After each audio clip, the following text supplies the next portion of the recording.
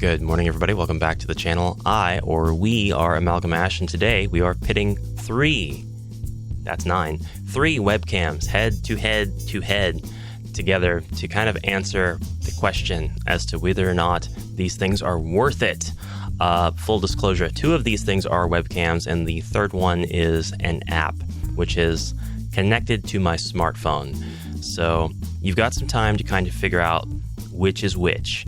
I'm showing you all of this in OBS. It's the best way that I could figure to get all of the screens on one screen and everything all recording at the same time.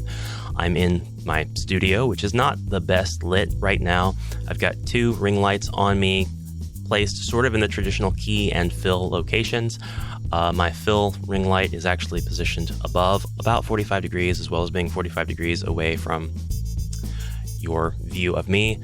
And then I don't like using a backlight because the only backlight I have in this janky room is my ceiling light, which is an LED bulb.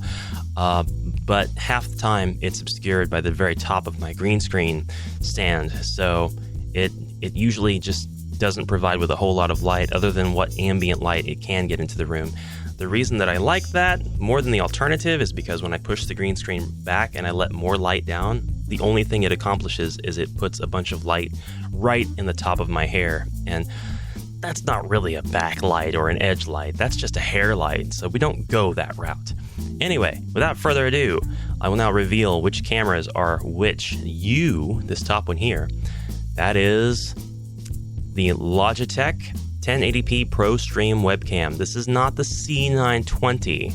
All right, the C920 is one of the most popular webcams in the world, and if this was the C920, I wouldn't be able to tell you why it was popular, because while it's okay, I mean it has some responsive zoom, responsive exposure, not zoom. It does focus really well. The autofocus is responsive, and exposure's on auto, and these things are okay, but I look more blown out in this top one, and the colors are more washed, and it's weird. The red is super saturated, but the red in my face is just washed out. It's just such a bizarre color profile, and none of these videos have been messed with in OBS in any way. The properties, the configurations of the cameras are all set to default, so this is what they look like when you plug them in, and there are no filters, no effect filters at all. One of the things I wanted to do was get rid of the green screen in all three of them and kind of give you a secondary test besides just the comparison of the videos out of the box. Now, the only thing I could find in terms of like SKU or branding or anything like that on here, besides the very generic and unfortunate name, was on the back above the barcode. It does say 960-001211. So that got me thinking, is this the C960? I don't think a C960 exists, not from Logitech anyway. There's another company out there that makes the C960 camera, or what they call a C960, and I think that's supposed to be an upgraded response to the C920. But I don't have that camera, I have this one. And while it's okay, I think I might need to take it back. This one was $64 at my local Walmart. It was marked down. I believe it was originally $69. It could have been a few dollars more. The bottom right, this one is and it is the On brand camera that I actually reviewed sometime last year. It retailed for $25, $30. There's two varieties. One of them has a ring light. I did not go with buying that one. And I always say in my gear videos, light is your friend. Why didn't I buy it? Well, I just didn't want that light to take away from anything that the camera had. I didn't want the voltage that was required to light the light to take away from any of the processing power requirements of the camera. And I know that they're two totally separate things, but I just didn't see what use such a tiny light would have had when I've got ring lights and other lights in the room. So that's why I didn't get that one. I just got the one without the light. It has done a pretty good job. The color is not exactly right, but it's not bad. It's pretty close. It actually, of the three cameras here, it might be the closest one to real life. It has a lot of noise. It generates a lot of noise. I don't like that. and it can make things kind of challenging. Like when I try to remove this green screen, we might see a lot of noise still present, where we might see less noise present on the Logitech, and that might be where this one kind of shines, besides the shining that it's doing on my face. But this was a good value camera. It does a great job. The responsiveness, the auto exposure, everything is just fine. So you're really seeing a good comparison between the Logitech and the Onn right out of the box. And this one is half the price of this one. The last one here, that's my DroidCam connected to my Samsung Galaxy Note 10 Plus. It has by far the best focusing of the three, which I'm sure, well, gee, Ash, I wonder why. But that's kind of the point of this video, to see if you've already got a great smartphone, a great camera with your smartphone, do you even need to go out and buy a webcam? And I think that the answer is no.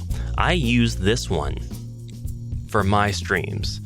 All of the streams that I've done this year, I have used this camera connected to DroidCam. The pros of that, I'm getting all of the processing power that needs to happen for the camera happening in the phone, and it's casting the image to my PC. So my PC doesn't have to do any work to get this image. With your webcams, you've got more work to do.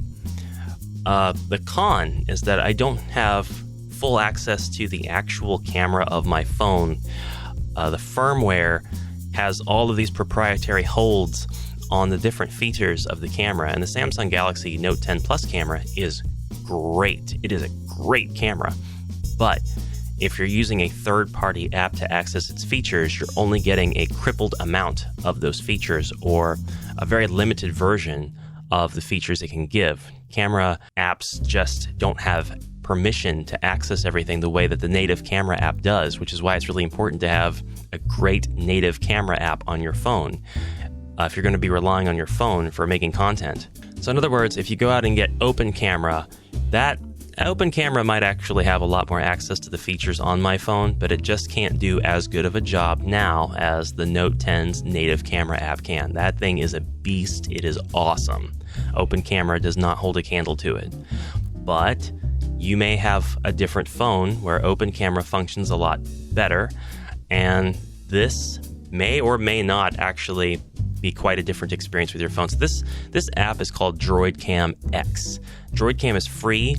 If you purchase the X version, you get an upgrade to the resolution, which is why I really wanted it.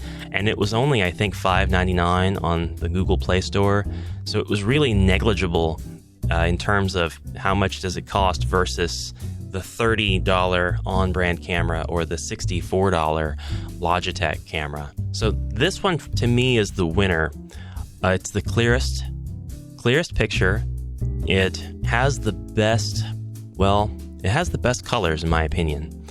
I'm not blown out. When I am, I can change that. I can actually change this to be automatically expose or focus as needed. And I can manually change those too. And it does a great job with its green screen, or it doesn't really do the job. The color representation that it gives the green screen allows me to do a great job with getting rid of the green screen via chroma key in OBS. There, so that's what I'm going to do now. I'm going to go ahead and apply that filter to all three of these guys and kind of give you the main use case for these cameras, which is to be a streamer or a content creator and be kind of tucked away, hidden in the background with your stuff gone and not causing a visual distraction for your viewers. So we're going to go into filters and we'll just add chroma key, and wow, it already knew, because I typically don't select green. I typically select custom, and then I select color, and then I pick screen color, but that color is gone. Do it this way. Oh, it's just gone because I've already selected the color in the past. Okay, so, or no, that's just green. It's 00FF00. That's pure green. Well, anyways, we can turn that all the way off. Now pick the screen color. Now when I do that and hit OK, that's actually not as good as a result as if I had just picked green. Crazy. All right. So that can be fine-tuned a bit more, but hardly putting any effort into it. There's the green screen. there's the chroma key in effect. Hi there. Hi, how you doing? I don't know what I'm trying to do. I was going to whisper a secret into my ear, but it's got a headphone on and I just can't influence him. All right, so let's get that size about the same. DroidCam, adding some inches to my nose there. Okay, I'm back. Now, the on-brand camera. Let's go ahead and get rid of that green screen. Go into the filters, chroma key, and it's noisy, but I predicted that, didn't I? If the light on the green screen was different, if it was just a little brighter, I think it would be fine. And we can go in and change all kinds of stuff, but the similarity, and really, let's just make it custom.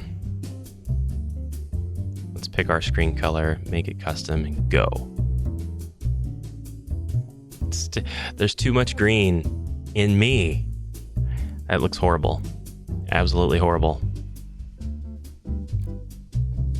So we just do OO, FFOO, and get rid of the pure greens.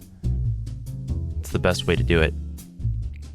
I didn't say this was the best webcam. So far, the $6 DroidCam wins in this category. Let's continue, though. We still have the Logitech. The new accessible Logitech webcam. Ooh, and just doing the green, we have a weird static TV effect going on behind us, and if I get too much further in, I'm going to encroach on my skin. So, here we are. Here we go! Let's do another test. Let's get everybody in really, really big. Just give you a great idea of what we looked like zoomed in. The responsiveness and focus and all that great stuff. This still does a great job picking up my hand, wrinkles, all of that looks great. I can take one of my miniatures and present him. Oh, he's green though. That's not the best. That's not the best example then, is it? I could probably take my Reaper Bones Halfling Warlock. Yeah, she shows up pretty good. She shows up pretty good. Oh yeah. If I told you she was a real cutie, you'd be able to see why. No frame drop for frames per second dropping, anything like that. Exposure is, it's not terrible. If I need to change anything on this, I can't really do it through OBS though. I have to go to the DroidCam app, which is totally fine. The DroidCam app is very accessible. So this is the DroidCam app right here. It's kind of small. It doesn't get any bigger or maximize or anything like that. It gives you a preview of your screen. And I can zoom in. I can do that. Oh my gosh. So when you zoom in using the app, you get quite a bit more fidelity. So let's not do that.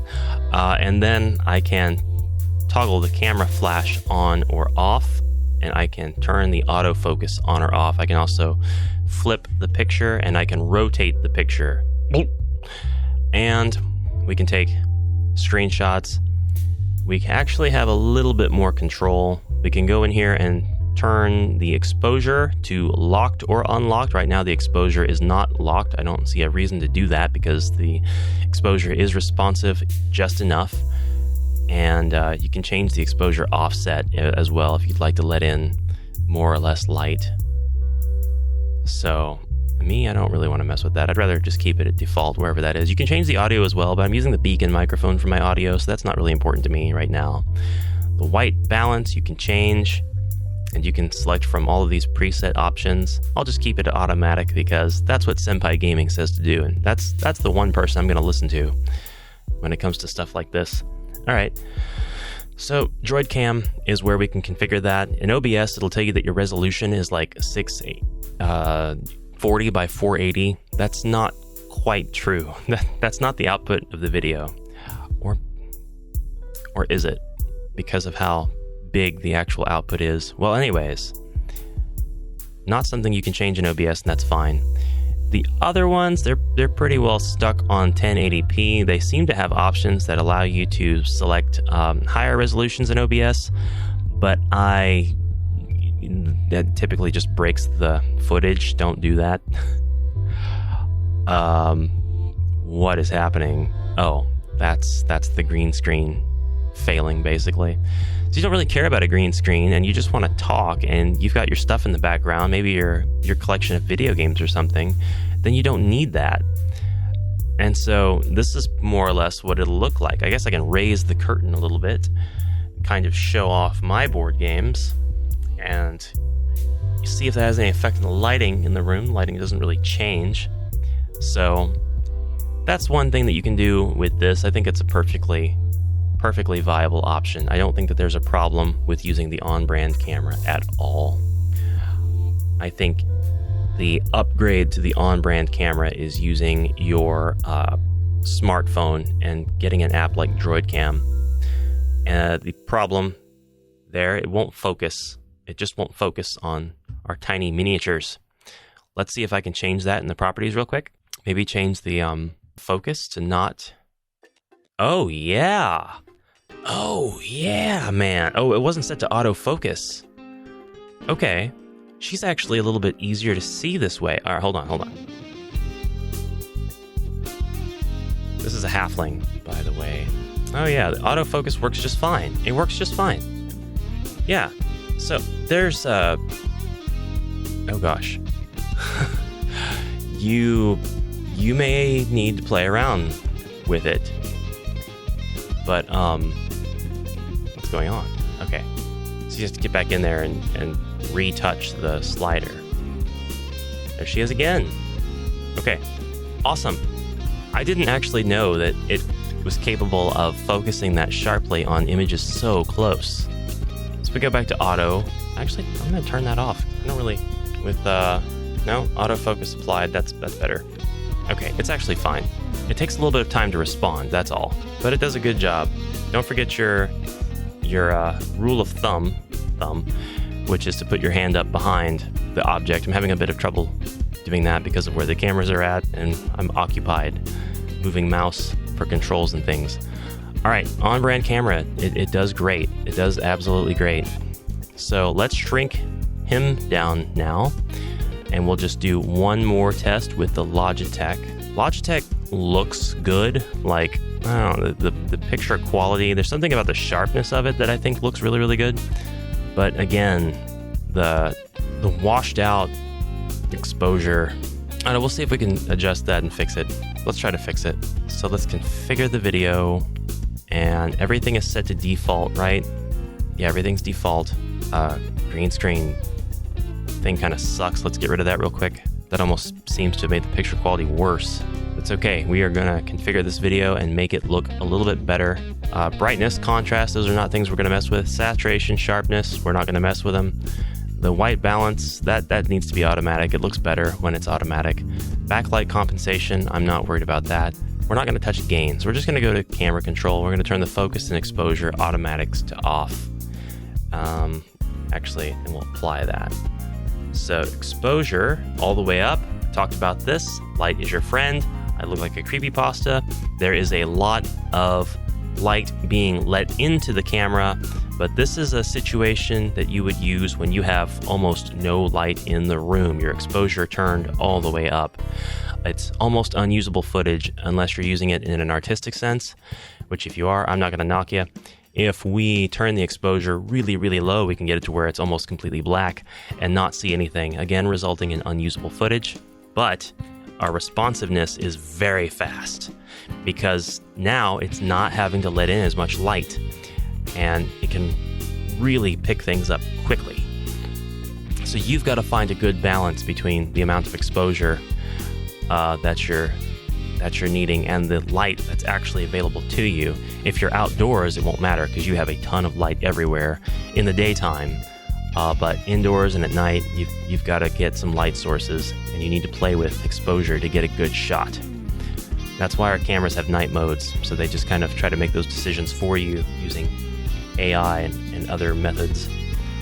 If we change the exposure to automatic, will I be able to show you my halfling again? I don't think so. I think I'm going to turn the exposure to, or the focus to manual and just raise it all the way up. And now she comes into view perfectly. She might even be cleaner and clearer than she is in the other webcams. You can see my disgusting nails and calluses too. Yeah, that's awesome. All right, so something about focusing on small objects that none of the cameras are like really great at, except for the DroidCam's access to the Samsung Galaxy. I don't honestly know what I'm going to do in terms of like which cameras to keep or sell or whatever. I think I might be able to make better use of the $60 that I spent on the Logitech camera, so I might take it back. In my opinion, the $30 spent on the Onn is well justified. You've got a little bit of a cleaner image with the Logitech, but you may need to do some work with your light situation, and you may need to get into the exposure of your camera to really make it worth that price for you. If it's not something that you really want to mess with and you are trying to save some money, I would go with the Onn still.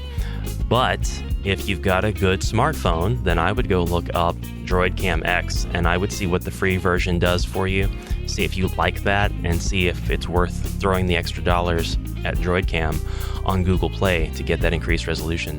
The DroidCam still handled the green screen the best as well. There's very little flickering in the background, and I mean, I expected that with all of them because I need more even lighting. I need my green screen more tightened out, taut. I just didn't have it set up for that right now, but it's still a fair test because all three cameras are having to deal with the same thing. Hopefully you found that educational, helpful in some way. If you did, I would love to know. And if you've got other opinions about different cameras that you've tried out, I'd love to know what your journey has been like. What are your trials and tribulations? What cameras, what webcams have you tried that you really, really did not like, did not work out for you? Which ones have you found have been major improvements for you? And did changing your light situation help you in any way? Now, by the way, I am using my Beacon microphone for the audio. I'm not using the audio on any of the webcams, so that's not a factor today in any of the tests. It's just a matter of the video. If you want to hear the audio, there's other videos for that that'll let you hear the audio on the webcams and everything completely separately. And that might actually be a factor for you in determining which one of these to buy, because maybe you don't want to buy a separate microphone for your setup, and that is totally understandable. So I'm going to apologize for kind of missing the mark on that one and missing the opportunity to give you that test in this video. Maybe in a future one, but I think it would be better if you looked around at other resources for that for now, if you need that information. But anyways, leave this episode here. Thank you very much for watching. Let me know what you thought down below. I will respond to comments, and I'll see you tomorrow. Until then, have a fantastic rest of your day. Subscribe, please, if you have not already. I am always going to be doing these gear reviews and comparisons if I've got gear to review and to compare. So bye, and bye for now.